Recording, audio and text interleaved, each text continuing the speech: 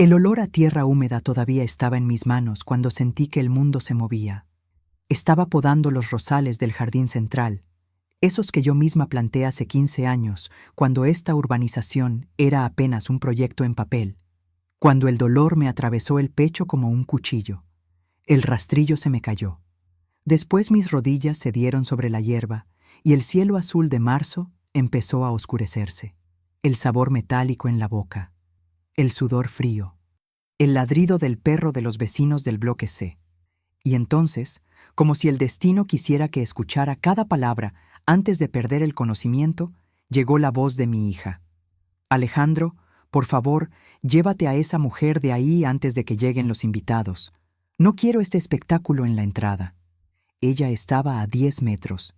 Yo veía, aunque borroso, el vestido azul que llevaba, ese que costó 8.000 euros y que yo pagué sin que lo supiera, fingiendo que había ganado un sorteo. Lucía siempre quiso creer que la suerte la favorecía. Nunca supo que la suerte tenía nombre y manos encallecidas de jardinera. Lucía, creo que le pasa algo serio. Escuché a mi yerno. ¿Y qué? Llama al portero. Llama a quien sea. Pero quítala de ahí.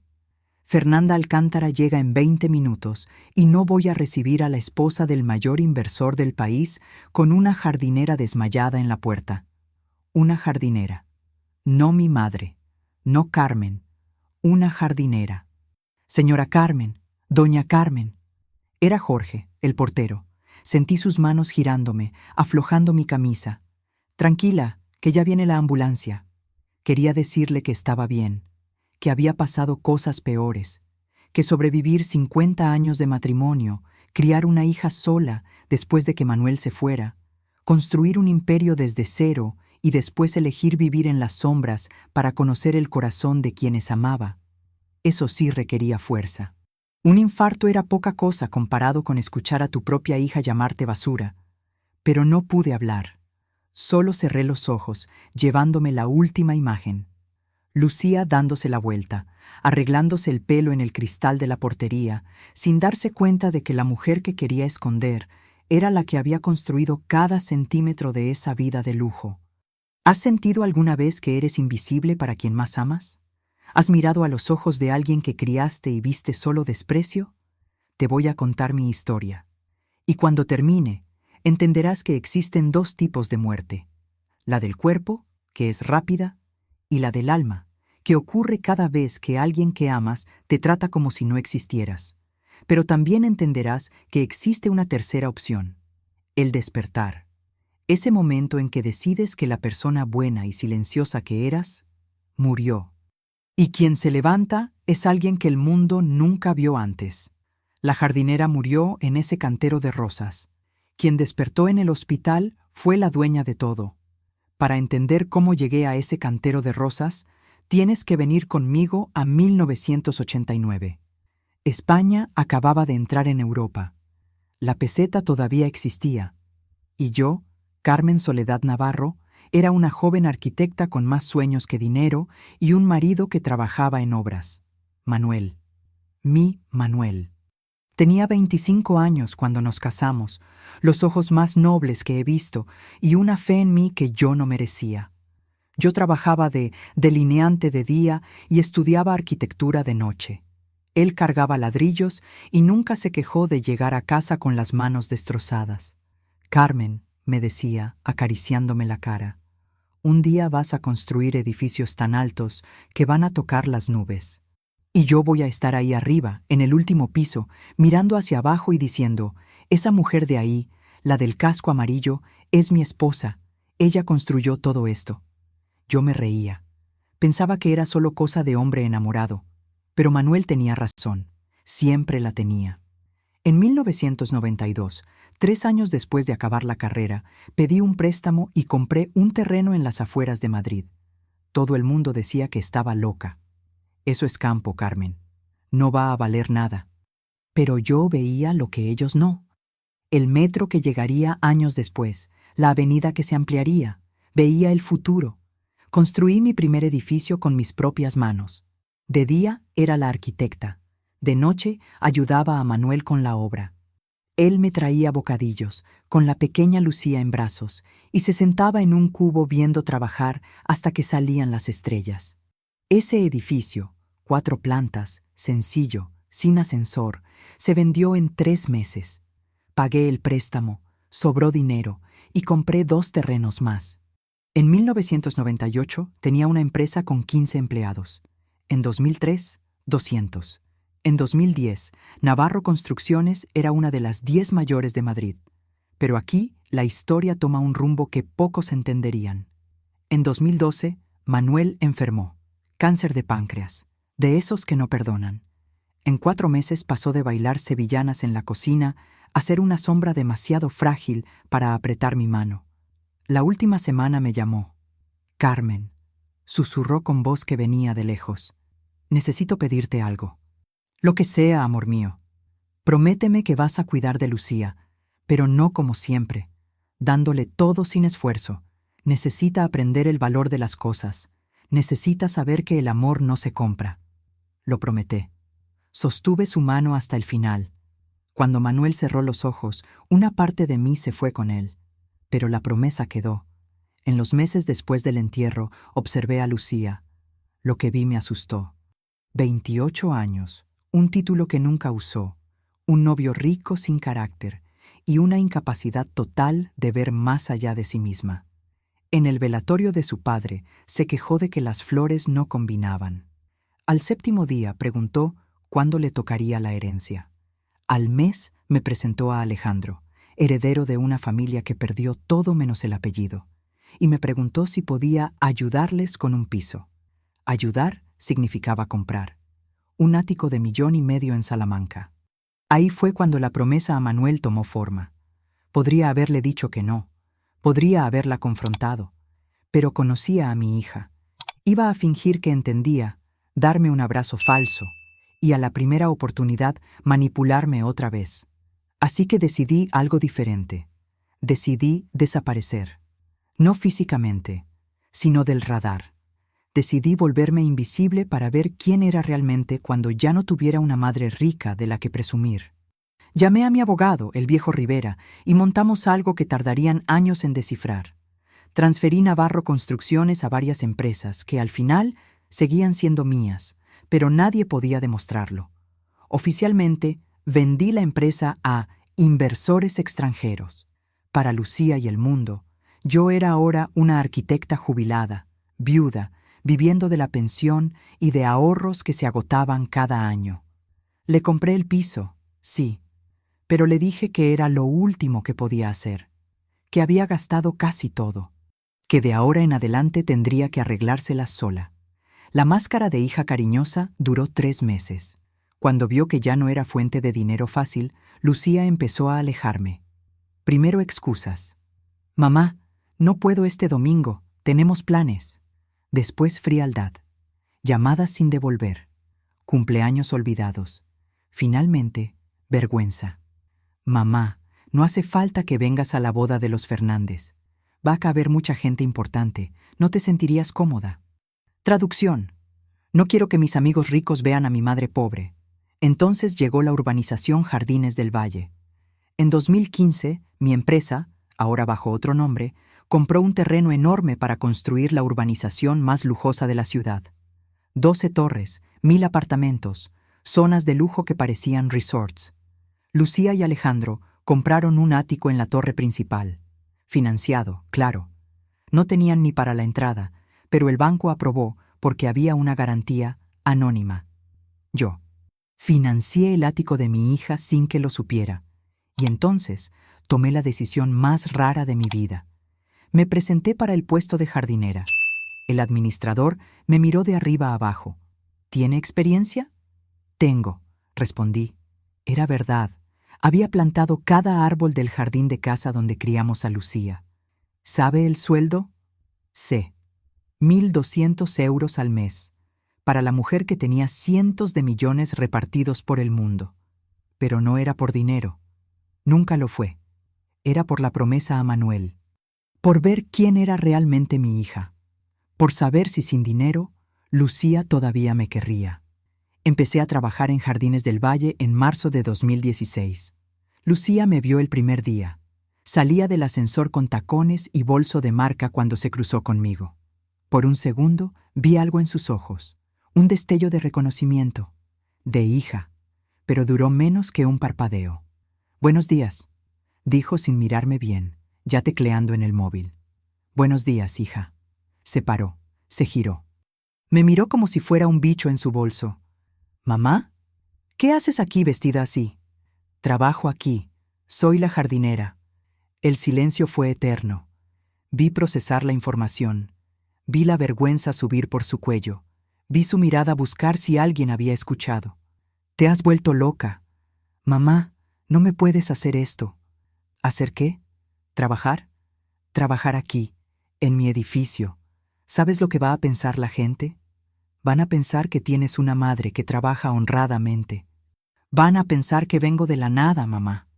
Podría haber respondido. Podría haber dicho que sí venía de la nada, de un piso de 50 metros, de un padre que cargaba ladrillos. Que esa nada fue lo que construyó el imperio que ella ahora daba por hecho. Pero no dije nada, solo sonreí. Esa sonrisa triste de madre que entiende que perdió a su hija mucho antes de que se fuera. Tranquila, Lucía, me mantendré alejada. Ni sabrás que estoy aquí. Así empezaron los 6 años más largos de mi vida. Cada mañana me despertaba a las 5 en ese cuartito del sótano. Café solo en una cafetera italiana que compré en el mercadillo. Uniforme azul desteñido y subía al jardín. Había algo terapéutico en ese trabajo. Las manos en la tierra, el olor del abono, los pájaros que venían a comer lombrices. Yo, que había pasado décadas firmando contratos millonarios en oficinas, encontraba paz plantando albahaca. Manuel habría adorado esto. Siempre decía que trabajaba demasiado, que necesitaba parar. «Planta un huerto, Carmen, es bueno para el alma». Nunca le hice caso. Siempre tenía una reunión, un contrato. Ahora, sin él, entendía lo que quería decir. Pero la paz siempre se rompía al ver a mi hija pasar como si yo fuera parte del decorado. Una maceta, una piedra, algo que existe pero no merece atención. Si crees que ser invisible duele, déjame contarte sobre ser invisible y útil a la vez. Porque eso fui para Lucía y Alejandro, una herramienta, un cajero que podían usar cuando necesitaban e ignorar cuando no servía. Los primeros meses, Lucía me evitaba completamente. Cambió horarios para no cruzarse conmigo. Le dijo al portero que nunca dejara subir a la jardinera bajo ningún concepto. Una vez la escuché en el ascensor. «El conserje del edificio es raro, ¿no?» Se queda mirando. Conserje. Era jardinera, no conserje. Pero para ella cualquier uniforme azul era gente invisible. Pero cambió cuando empezó a faltar dinero. Alejandro era de esos hombres que nacen creyendo que el mundo les debe algo. Heredero de una familia que alguna vez fue rica, nunca trabajó de verdad. Tuvo empleos, puestos de director en empresas de amigos, consultorías que no consultaban nada, pero nunca trabajo de verdad. Nunca sudó. En 2018, 2 años después de empezar como jardinera, los negocios de Alejandro se derrumbaron. Una startup quebró. Una criptomoneda explotó. Y de repente la pareja que vivía de apariencias descubrió que las apariencias cuestan caro. Entonces Lucía llamó a mi puerta del sótano. «Mamá». Hacía 8 meses que no me llamaba mamá. «Lucía, pasa». Entró mirando alrededor con aire de quien pisa territorio hostil. Vi su nariz arrugarse al ver la sencillez, la cama deshecha, la cocinita, la foto de Manuel, lo único de valor que tenía allí. «Mamá, necesito ayuda». «Siéntate». «¿Café?» «No». «Mamá, Alejandro tiene problemas». «Necesitamos un préstamo». «¿Un préstamo?» 200,000. Solo hasta que resuelva unas cosas. Miré a mi hija. 32 años, maquillada, con un reloj que costaba más que mi sueldo anual, pidiéndome 200,000 como quien pide un vaso de agua. «Lucía, soy jardinera. Gano 1,200 al mes. ¿De dónde voy a sacar 200,000? Puso los ojos en blanco. «Mamá, sé que tienes ahorros. Papá siempre dijo que tenían reservas». «Tenía. Buena parte se fue en tu piso, el resto con los años. La pensión no da para mucho». Entonces vende esa finca del campo. Algo valdrá. La finca se refería a una propiedad de 800 hectáreas que valía casi 20 millones. Una propiedad que oficialmente había vendido, pero que seguía siendo mía bajo otro nombre. Vendí la finca hace tiempo. El dinero se fue en deudas.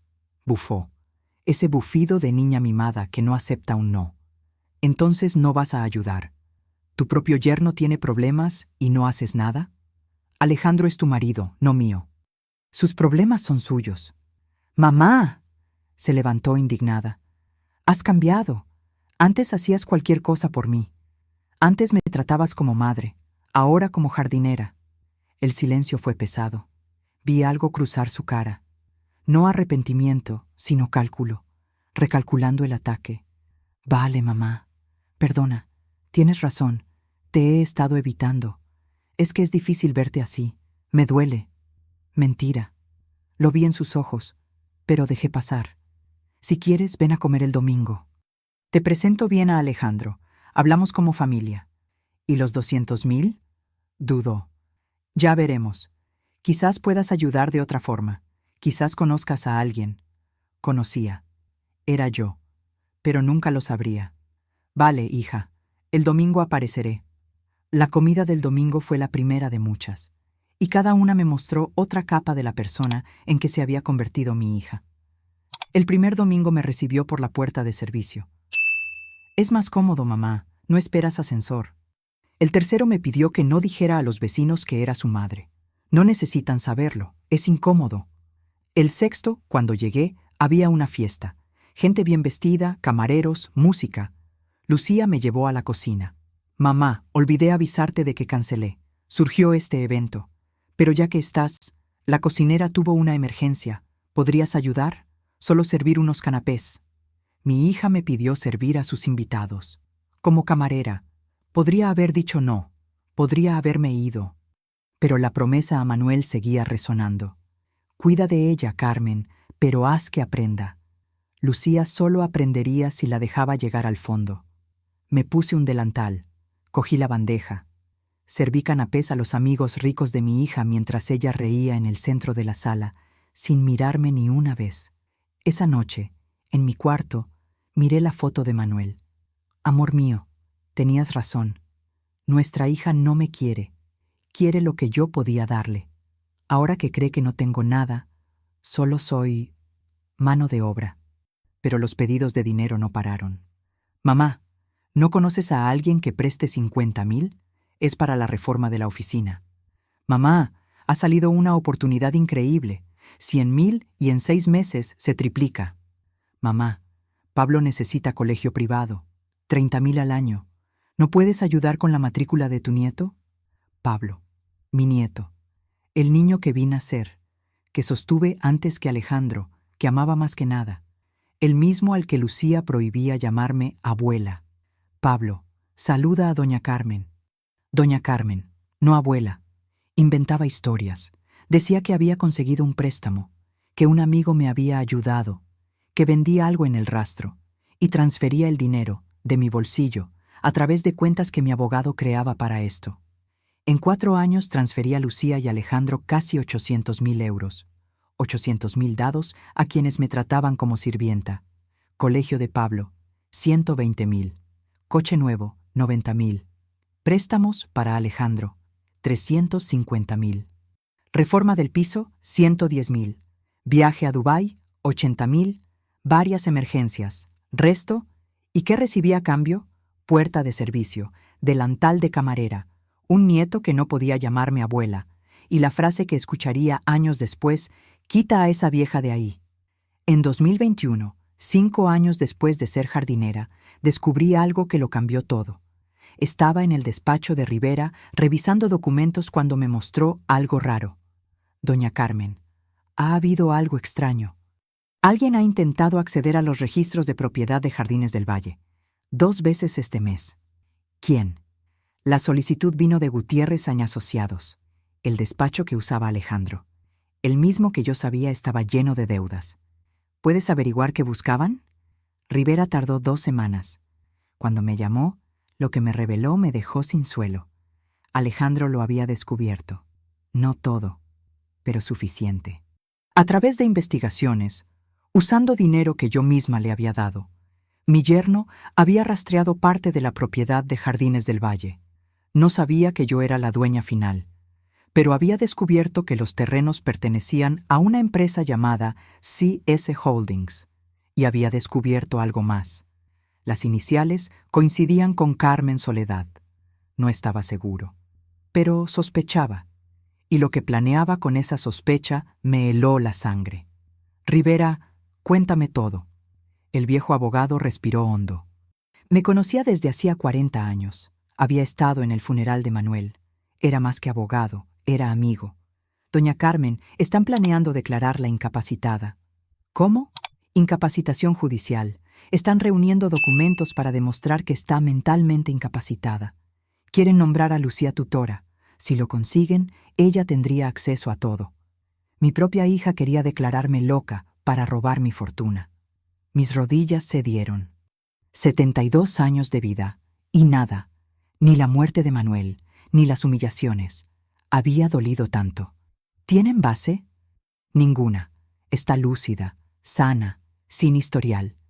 Pero están construyendo una historia, recogiendo testimonios de vecinos diciendo que actúa raro, que habla sola.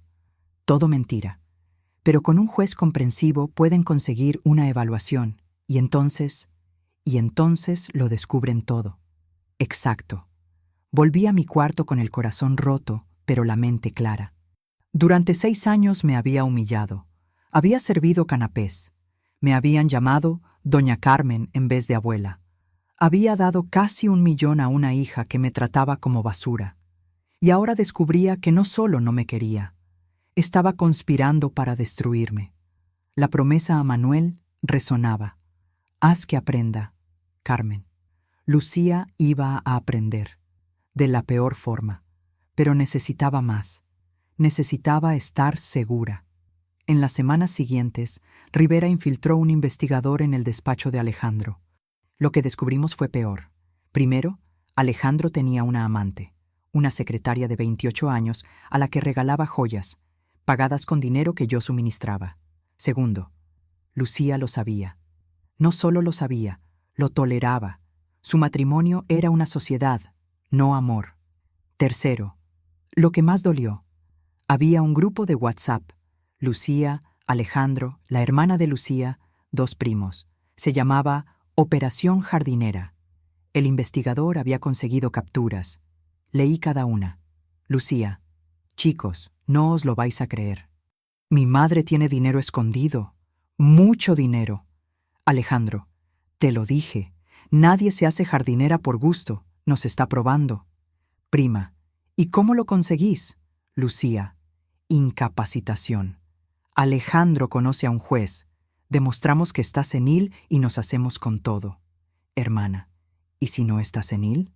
Lucía: lo arreglamos. Unas pastillas, unas escenas públicas. Es vieja, nadie sospechará. Pastillas. Escenas públicas. Mi hija planeaba drogarme para hacerme parecer loca. Pero había más. El investigador siguió profundizando, y lo que descubrió después me dejó sin aliento. Durante los últimos 2 años, Lucía había estado grabando nuestras conversaciones. Todas las conversaciones. Cada llamada telefónica. Cada visita a su casa. Cada momento íntimo que habíamos compartido, especialmente después de mi infarto, cuando yo estaba más vulnerable, más necesitada de cariño de hija. El investigador había conseguido acceso a su móvil y encontró una carpeta oculta titulada Evidencias. Dentro había más de 40 archivos de audio, 40 grabaciones de momentos en que yo había bajado la guardia, en que había mostrado cansancio, tristeza, o simplemente había hablado como habla una mujer de 72 años que extraña a su marido muerto. Escuché algunas de esas grabaciones en el despacho de Rivera, mi propia voz sonando cansada después del infarto. A veces no sé si valió la pena tanto sacrificio, hija. A veces pienso que tu padre se llevó la mejor parte de mí cuando se fue. Y la voz de Lucía, falsa, cariñosa. No digas eso, mamá. Estás bien. Solo necesitas descansar. Pero yo sabía lo que estaba haciendo. Estaba grabando a su propia madre en un momento de dolor para después usar esas palabras como prueba de que yo estaba mentalmente inestable. Había otra grabación del día que Pablo vino a verme después del infarto. Yo le había dicho: Pablo, a veces la abuela se siente muy sola. A veces habla con la foto del abuelo porque lo echa de menos. Una confesión íntima, de abuela a nieto, sobre el dolor del luto. Lucía había puesto el móvil en modo grabación y lo había metido en el bolsillo de Pablo. Mi propia nieto, sin saberlo, había sido convertido en una herramienta de espionaje contra mí. El investigador encontró también transcripciones de esas grabaciones, con comentarios de Lucía en los márgenes. Aquí se nota confusión. Habla sola, demencia, pérdida de memoria sobre fechas, comportamiento errático. Mi hija había convertido mi dolor de viuda en síntomas de enfermedad mental, mi cansancio después de un infarto en señales de demencia, mi nostalgia por Manuel en evidencia de que había perdido la cabeza. Pero lo peor de todo era una conversación que habíamos tenido una semana después de salir del hospital. Yo me había abierto con ella como no lo hacía en años, pensando que el susto del infarto nos había acercado. Le había contado mis miedos, mis arrepentimientos, mis dudas sobre las decisiones que había tomado en la vida. Lucía, a veces pienso que me equivoqué contigo, que debería haberte dicho no más veces, que debería haberte enseñado el valor del esfuerzo desde pequeña. Tu padre siempre decía que te dábamos demasiado sin pedirte nada a cambio. Era una reflexión sincera de madre, una mujer mayor repasando sus errores, preguntándose si había criado bien a su hija. El tipo de conversación íntima que solo existe entre madres e hijas, en momentos de absoluta confianza. Lucía había grabado cada palabra, y en sus notas había escrito: delirios de persecución, cree que me malcrió, signos de paranoia, candidata perfecta para incapacitación por trastorno mental. Mi hija había tomado mi momento más vulnerable, mis dudas más profundas como madre, y los había convertido en munición legal contra mí. Cerré el informe. Miré la foto de Manuel. Amor mío, nuestra hija no solo es ingrata, es peligrosa, y voy a proteger todo lo que construimos, aunque signifique destruir lo poco de familia que quedaba. A la mañana siguiente, empecé a preparar mi respuesta. Pasé semanas planificando cada detalle. Era como proyectar un edificio, solo que en vez de cálculos estructurales, hacía cálculos emocionales. ¿Cuánto tardaría Lucía en darse cuenta? ¿Cómo reaccionaría Alejandro? Pablo era mi mayor preocupación. Ese niño no tenía culpa. Era víctima, manipulado, enseñado a llamar a su abuela Doña Carmen. Necesitaba protegerlo. Antes de activar nada, creé un fondo a su nombre, inaccesible para los padres, solo para gastos educativos aprobados por mí. 200.000 euros. Lo suficiente para su futuro. También contraté un detective, un ex policía discreto que pasó 3 meses reuniendo pruebas, grabaciones de conversaciones sobre la incapacitación, fotos de Alejandro con la amante, documentos de los intentos de acceder a mis registros, todo catalogado, listo. Y entonces vino el infarto, no planificado, pero perfecto. El infarto llegó en marzo de 2022. No fue planificado. Mi corazón decidió que 72 años de estrés eran suficientes. Pero el timing fue perfecto. Me dio lo que necesitaba, una excusa para cambiarlo todo. Desperté en el Hospital La Paz con el doctor Enrique, mi cardiólogo desde hacía 20 años. Doña Carmen nos dio un susto. ¿Cuánto tiempo estuve inconsciente? 3 días. Indujimos el coma para que descansara, pero estará bien, es fuerte. Miré alrededor. Flores, tarjetas, un globo de «Mejórate pronto». ¿De quién? No de mi familia. Doctor, ¿vino mi hija? Enrique dudó. Me conocía demasiado para mentir. Llamó doña Carmen, el primer día. Preguntó por su estado y por cuestiones prácticas. ¿Prácticas? Quería saber si había dejado instrucciones. Testamento. Dijo que necesitaba prepararse para cualquier eventualidad. Mi hija llamó para saber si iba a morir y si heredaría. No para saber si estaba bien, no para decir que me quería, para saber del dinero. ¿Vino a visitarme? No. Dijo que tenía un evento importante que no podía cancelar. El evento, la fiesta que vi antes de desmayarme. Más importante que la vida de su madre. Algo murió dentro de mí. No fue rabia. Rabia ya sentía. Fue algo más frío, más definitivo. La muerte de la esperanza. Hasta ese día, incluso sabiendo todo, guardaba una chispa de que Lucía pudiera cambiar. Que quizás, en crisis real, el amor de hija hablara más alto. Que apareciera llorando, arrepentida, diciendo que había sido idiota. Esa esperanza murió en la habitación 412. Doctor, páseme el teléfono. Llamé a Rivera. Rivera, estoy en La Paz. Ven hoy y trae los documentos de la operación limpieza. Silencio. ¿Está segura? Una vez que empiece, no hay vuelta atrás. Estoy segura. La jardinera murió en ese cantero, Rivera. Quien despertó soy yo, la dueña, y es hora de que aparezca. La operación limpieza eran documentos que había preparado cuando descubrí la conspiración. Acciones legales y financieras que cambiarían la vida de todos. Rivera llegó a las 3. Pasamos 2 horas revisando cada detalle. Firmé 17 documentos. Autoricé transferencias, cancelé garantías. Y entonces dije la frase que selló el destino de mi familia. Ejecuta todo. Van a descubrir quién es Carmen Soledad Navarro. La primera ficha cayó un martes. Lucía estaba en un japonés en Salamanca, comiendo con amigas del tenis, cuando intentó pagar, y la tarjeta fue rechazada. Debe ser error, dijo, probando otra. Rechazada, otra, rechazada. Llamó a Alejandro, que estaba en reunión con socios del nuevo proyecto. Un edificio de oficinas que le cambiaría la vida. Lucía, ahora no puedo.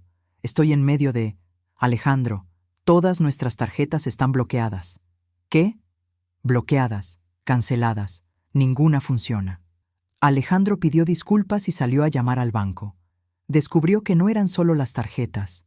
La cuenta conjunta, que yo había abastecido secretamente, estaba a cero. Los fondos habían sido transferidos de vuelta. Tiene que ser error, le dijo al director. Señor Montoya, no es error. Los fondos fueron retirados por el titular original, un tal CS Holdings. CS Holdings. Alejandro conocía ese nombre. Era el que había descubierto en las investigaciones. El que creía que pertenecía a su suegra jardinera. Hija de puta, la vieja es más lista de lo que pensábamos. Pero las tarjetas eran solo el comienzo. El miércoles, un oficial judicial llamó a su puerta. Traía una notificación. El ático estaba siendo embargado por falta de pago de garantías. «¡Pero pagamos todas las cuotas!», gritó Lucía. «Señora, las cuotas las pagaba un avalista. Ese avalista retiró la garantía. Sin garantía, el banco ejecutó. Tienen 30 días para desalojar. El avalista. Yo. Siempre fui yo». El jueves, Alejandro llegó a la oficina para descubrir que había sido despedido de la sociedad. «Alejandro, nos trajiste información falsa sobre tus contactos. Ya no tenemos confianza». «Pero el inversor principal», confirmó. «Retiró su interés ayer. Dijo que recibió información preocupante sobre tu situación». Información preocupante. También fui yo. El viernes, Lucía descubrió que el colegio de Pablo había cancelado la matrícula por falta de pago. La beca que ella creía, y que era yo pagando, había terminado. Y llegó el sábado en que todo cambió. Mi empresa tenía una reunión trimestral con inversores. Alejandro había conseguido un puesto como consultor invitado, creyendo que podría descubrir más sobre el misterioso holding. Lo que no sabía es que yo había planificado esa reunión para él.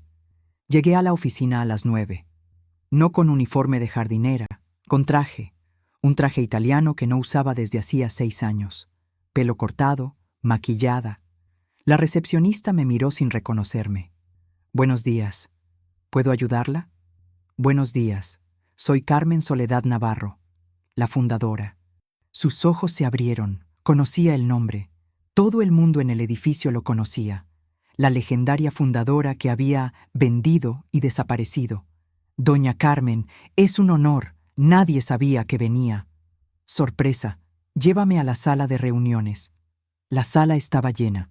23 personas alrededor de una mesa de caoba, ejecutivos, abogados, inversores, y en un rincón, intentando parecer importante, Alejandro de Montoya. El silencio fue absoluto cuando entré. Todos me conocían, de nombre, de leyenda, de fotos antiguas. Nadie esperaba verme. Buenos días, señores. Disculpen la interrupción. El CEO se levantó. Doña Carmen, qué sorpresa. Lo sé, nadie lo sabía. Esa era la idea. Miré hasta encontrar los ojos de Alejandro, pero he decidido hacer algunas aclaraciones. Alejandro se había quedado blanco. Señores, continué, caminando a la cabecera. Muchos creen que CS Holdings está controlado por inversores extranjeros. Eso es lo que dejamos filtrar. La verdad es otra. Abrí una carpeta. Esparcí documentos por la mesa. CS Holdings soy yo. Siempre fui yo. Carmen Soledad Navarro, fundadora, accionista mayoritaria y dueña de cada ladrillo que esta empresa ha levantado. Murmullos, caras confusas, y Alejandro, paralizado, entendiendo la dimensión del agujero. En los últimos años viví sencillamente. Trabajé como jardinera en una de mis urbanizaciones, por razones personales que no vienen al caso. Lo que sí viene al caso es esto. Saqué otro conjunto de documentos. Estas son pruebas de que un individuo presente intentó obtener información privilegiada sobre la estructura de la empresa, con objetivo de defraudar y extorsionar. Este mismo individuo conspiró para incapacitarme judicialmente. Todas las miradas fueron a Alejandro. Señor Alejandro de Montoya, mi yerno, el marido de mi hija, el padre de mi nieto. Intentó hablar. No salió sonido. Tú y mi hija pasasteis años exprimiéndome, humillándome, tratándome como basura a esconder. Y cuando descubristeis que todavía tenía valor, planeasteis robarme. Di 2 pasos hacia él. Le vi retroceder. ¿Querías echar a la vieja jardinera, Alejandro? La vieja jardinera te está echando a ti, de mi familia, de mi empresa, de mi vida. Me volví al abogado. Doctor Rivera, ¿puede entregar los documentos al señor Montoya? Va a necesitar abogado, y no podrá ser ninguno de los nuestros. Rivera entregó a Alejandro un sobre. Dentro, orden de desahucio del piso, notificación de cobro por los valores prestados y copia de la denuncia penal por intento de incapacitación fraudulenta. Os gustaba mi dinero, Alejandro. Nunca os gusté yo. Ahora vas a descubrir la vida sin ninguna de las dos. Salí de la sala. En recepción sonó mi móvil. Lucía. «Mamá, mamá, ¿qué has hecho?» Alejandro acaba de llamar desesperado. Lo que pasa, Lucía, es que la jardinera ha despertado. La jardinera que querías tirar. La jardinera que creías loca para internar. Resulta que esa jardinera es la dueña de todo, incluida tu vida. Mamá, podemos hablar. Tiene que haber un malentendido. No hay malentendido. Vi los mensajes del grupo Operación Jardinera. ¿Recuerdas? Vi cómo planeabais drogarme, internarme, robarme. Silencio. Hiciste una elección, Lucía. Elegiste dinero en vez de a tu madre. Ahora vas a vivir con las consecuencias. Mamá, por favor. Tienes 30 días para salir del piso. El colegio de Pablo está pagado hasta fin de año. Por mi nieto, no por ti. El resto es problema tuyo. Colgué. Y por primera vez en 6 años, respiré hondo. Los meses siguientes fueron como ver un accidente a cámara lenta. Lucía y Alejandro tuvieron que salir del piso, vendieron los muebles, los pocos que realmente eran suyos. El coche fue embargado. Se mudaron a un piso de 2 habitaciones en Vallecas, sin portero, sin piscina, sin gimnasio, con goteras y vecinos que gritaban de madrugada. Alejandro intentó encontrar trabajo. Descubrió que un apellido pomposo no sirve sin habilidad real. Trabajó 3 meses como agente inmobiliario. No vendió nada. Intentó ser consultor. Nadie le consultaba. Al final, vendedor en una tienda de electrodomésticos. El heredero de los Montoya vendiendo frigoríficos. La amante le dejó en menos de un mes. Sin dinero, Alejandro no tenía mucho que ofrecer. Lucía tuvo que trabajar también, por primera vez en la vida. Dependienta en una tienda de cosméticos en un centro comercial de segunda. Ella, que compraba maquillaje sin mirar precios, ahora vendía pintalabios ganando comisión. Pablo fue trasladado a colegio público. No porque sean malos, hay muchos buenos, pero fue un choque para un niño que solo conocía aire acondicionado y clases de francés. Me buscó una vez. Pablo vino solo, en metro, a la oficina. ¿Abuela? Era la primera vez que me llamaba así. Abuela. No, doña Carmen. Abuela. Abracé a ese niño de 11 años. Lloré en su hombro, él en el mío. Abuela, ¿por qué pasó todo esto? ¿Cómo explicar a un niño que sus padres son malas personas? ¿Que planeaban robar a su abuela? ¿Que trataron a una anciana con desprecio? Pablo, a veces los adultos toman decisiones equivocadas que hacen daño. Tus padres tomaron algunas, pero eso no significa que haya dejado de quererte. Nunca dejé, nunca dejaré. Mamá dice que destruiste nuestra vida. Yo no destruí nada, hijo. Solo dejé de construir por ellos. La vida que tenían no era suya, era mía. Yo lo daba todo, y ellos creían que era suyo por derecho. Pero ahora no tenemos nada. Tenéis lo que vuestros padres construyeron, Pablo, que es poco, porque nunca aprendieron. Pero tú puedes ser diferente.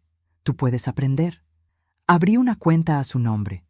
Dinero suficiente para la universidad, con condición de buenas notas y trabajo en verano. También contraté profesor particular de matemáticas y lengua. Esto es entre nosotros, Pablo. Tu futuro no depende de los errores de tus padres, depende de tus elecciones. Asintió. No sé si lo entendió completamente, pero planté la semilla. En cuanto a mí, finalmente empecé a vivir. Salí del cuartito del sótano. Alquilé un ático en Salamanca, confortable, con terraza donde cuidar plantas. La jardinería se había vuelto hobby de verdad. Retomé las riendas de la empresa. No el día a día, tenía gente competente, pero sí las decisiones estratégicas. Lanzamos 3 proyectos el año siguiente. Creé una fundación en nombre de Manuel, la Fundación Manuel Navarro, enfocada en educación de jóvenes desfavorecidos. Cada año damos becas a 100 niños de barrios humildes. Niños que, a diferencia de Lucía, saben el valor de una oportunidad. Viajé. Conocí Japón, donde Manuel siempre quiso ir. Caminé por los jardines de Kioto pensando en él. Planté un cerezo en un templo budista con una placa. Para Manuel, el amor de mi vida, que me enseñó que la dignidad no tiene precio. Y esperé, porque sabía que, tarde o temprano, Lucía vendría. Epílogo. El perdón condicional.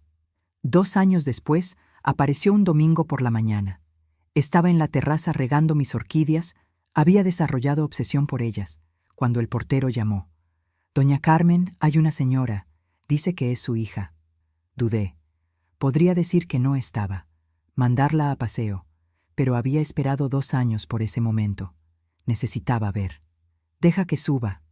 Lucía estaba diferente, más delgada, más vieja. El pelo que antes era tratado cada semana ahora tenía canas visibles. Las uñas no estaban arregladas, el vestido era sencillo, probablemente del Zara, pero lo que más me impresionó fueron los ojos. Habían perdido ese brillo arrogante. Ahora eran ojos cansados, derrotados, humanos. Mamá. Lucía, pasa. Entró mirando alrededor, no con aire de quien evalúa precios como antes, con curiosidad genuina, con algo parecido al arrepentimiento. Bonito piso. Sí, más pequeño que el que tenías, pero me sirve. Asintió. No defendió, no atacó. Solo asintió. Mamá, he venido a pedirte perdón. No respondí. Esperé. Sé que no lo merezco. Sé que hice cosas imperdonables. El grupo de WhatsApp, los planes de incapacitación, cómo te traté todos esos años. No tiene excusa. Entonces, ¿por qué estás aquí? Porque estos 2 años me han enseñado cosas que nunca aprendí en 30 y tantos años. Se sentó sin ser invitada. No de forma arrogante, de forma agotada. ¿Sabes lo que es trabajar 8 horas vendiendo maquillaje a adolescentes que te tratan como empleada? ¿Volver a casa a un piso que huele a humedad y hacer cena en un hornillo? ¿Mirarte al espejo y no reconocer a la persona en que te has convertido? Sí, lo sé muy bien. Lo hice toda la vida, Lucía. Empecé como delineante. Tu padre cargaba ladrillos. Vivíamos en 50 metros cuadrados. La diferencia es que lo hacíamos con dignidad, con gratitud por lo que teníamos, no con desprecio hacia otros. Bajó la cabeza. Lo sé, ahora lo sé. Tardé, pero lo sé. ¿Y Alejandro? Nos separamos hace 6 meses. Él me culpaba de todo. Decía que si yo hubiera controlado a mi madre, nada habría pasado. Como si fueras una marioneta que yo debía manipular. ¿Y tú también le culpabas? Durante un tiempo. Pero después entendí que la culpa era mía. Siempre fue mía. Alejandro era quien siempre fue, un aprovechado. Yo elegí casarme con él. Elegí cerrar los ojos. Elegí tratar a mi propia madre como basura para agradar a un hombre que no valía nada. Me levanté y fui a la ventana. Miré Madrid allá abajo, esa selva de hormigón que ayudé a construir. Lucía, tu padre me hizo prometer algo antes de morir. Dijo, cuida de Lucía, pero haz que aprenda. Haz que entienda que el amor no se mide en dinero. Escuché un sollozo detrás. Pasé 6 años siendo jardinera para cumplir esa promesa. 6 años humillada, ignorada, tratada como sirvienta. Porque necesitaba ver hasta dónde llegarías. Necesitaba estar segura. ¿Y ahora? ¿Ahora estás segura? Me giré. Ahora sé que tocaste fondo. La cuestión es, ¿qué vas a hacer? ¿Te quedas ahí, ahogada? ¿O aprendes a nadar? Quiero aprender, mamá. Quiero ser diferente. Demostrar es más difícil que prometer, Lucía. Lo sé. Por eso no he venido a pedir dinero. No he venido a que me resuelvas la vida. He venido solo a pedirte una oportunidad de demostrarte que puedo ser la hija que papá quería que fuera. Miré la foto de Manuel, mi compañero de toda la vida, que me conocía mejor que yo misma. ¿Qué diría él? Sabía lo que diría. Escuchaba su voz. Carmen, todo el mundo merece una segunda oportunidad, incluso quien se ha equivocado mucho. Pero segunda oportunidad no es lo mismo que facilidad. Es oportunidad de empezar de nuevo, desde cero, con las propias fuerzas. Vale, Lucía. Te doy una oportunidad, pero con condiciones. Levantó los ojos, esperanzados por primera vez. Primero, no habrá dinero fácil, nunca más. Quieres reconstruir tu vida, hazlo con tu trabajo, tu esfuerzo. Puedo ayudar con orientación, con consejos, pero no con dinero. Entendido. Segundo, Pablo sigue siendo mi nieto. Quiero verle regularmente. Quiero formar parte de su vida de verdad, no escondida como empleada. Claro, mamá. Tercero, vas a trabajar en la Fundación Manuel. Como voluntaria al principio. Salario mínimo después, si demuestras que lo tomas en serio. Vas a ver lo que es ayudar a gente que realmente lo necesita. Vas a aprender lo que tu padre siempre supo, que dar es más importante que recibir. Lucía asintió, con lágrimas silenciosas. Y cuarto, me llamas mamá. No de vez en cuando necesites algo. Siempre. Porque eso es lo que soy. Tu madre. No una jardinera. No un cajero automático. Tu madre. Se levantó y vino hasta mí. Por primera vez en años, en décadas quizás, me abrazó de verdad. No ese abrazo ensayado de quien quiere algo. Un abrazo de hija. Perdona, mamá. Perdóname por todo. La abracé también. Sentí las lágrimas mojando mi camisa. Sentí el peso de los años de rencor empezando lentamente a disolverse. Te perdono, hija, no porque lo merezcas, sino porque yo merezco librarme de este peso, y porque tu padre me enseñó que guardar rencor es beber veneno esperando que el otro muera. Nos quedamos así durante un largo rato, madre e hija, finalmente. Después hicimos café. Hablamos de Pablo, de su colegio, de sus planes. Hablamos como deberíamos haber hablado toda la vida. Cuando se fue, ya era de noche. En la puerta se giró. Mamá, ¿puedo preguntarte algo? Claro. ¿Por qué jardinera? De todas las cosas que podía ser, ¿por qué jardinera? Sonreí. Era buena pregunta. Porque una jardinera planta semillas y espera a que crezcan. A veces tarda años. A veces la planta muere. Pero cuando florece, la miré. A esa mujer que finalmente empezaba ya a entender. Cuando florece, vale cada segundo de espera. sonrió. Por primera vez en mucho tiempo, una sonrisa de verdad. Hasta el domingo, mamá. Hasta el domingo, hija. Cerré la puerta, fui a la terraza, miré las luces de la ciudad y hablé en voz alta para Manuel, para mí, para el universo. Cumplí la promesa, amor mío. Tardé, pero la cumplí. Está aprendiendo. Le queda mucho camino, pero va por el buen camino. Una brisa sopló, las hojas de mis orquídeas temblaron y sonreí, porque aprendí, después de 74 años de vida, que hay diferencia entre justicia y venganza. La venganza destruye, la justicia enseña, y el mejor tipo de justicia es el que da una oportunidad de volver a empezar. No sé si Lucía aprovechará esa oportunidad. No sé si conseguirá convertirse en la persona que su padre soñó. El futuro no está escrito, pero hice mi parte. Planté la semilla. La regué con paciencia. La podé cuando fue necesario. Ahora solo queda esperar la flor. En los meses siguientes, Lucía cumplió su palabra.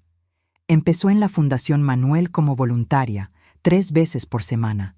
Al principio fue difícil. Acostumbrada a ser servida, ahora servía. Acostumbrada a juzgar, ahora escuchaba historias de personas que habían sufrido de verdad. No el dolor de perder lujos, sino el de no tener comida en la mesa. Vi a mi hija cambiar poco a poco. La forma en que hablaba con los niños de la fundación, la paciencia que desarrolló, las lágrimas que escondía después de escuchar relatos de jóvenes que habían perdido a sus padres por violencia, drogas, miseria. Lucía finalmente aprendía lo que Manuel siempre supo, que el privilegio es responsabilidad, no derecho. Pablo también cambió.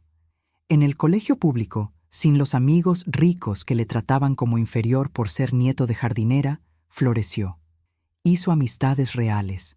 Descubrió que le gustaba el fútbol, no el tenis que su madre le obligaba a practicar. Empezó a visitarme todos los sábados, y en esas visitas le enseñaba lo que mi padre me enseñó, que el trabajo dignifica, que el dinero es herramienta y no fin, que el carácter se mide por lo que haces cuando nadie mira. En cuanto a Alejandro, supe que volvió con su familia al pueblo, la misma familia que le daba vergüenza visitar cuando era rico. Ironía del destino. Lo último que supe es que trabajaba en una ferretería de un primo, el heredero de los Montoya, vendiendo tornillos. Manuel se habría reído. Fin. Si esta historia te ha tocado, deja un like y un comentario. ¿Has tenido que cortar con alguien de tu vida para encontrarte a ti misma? ¿Has tenido que mostrar tu verdadero valor a quien te subestimó? Comparte tu historia en los comentarios y recuerda, la dignidad no tiene precio y nunca es tarde para elegirte a ti.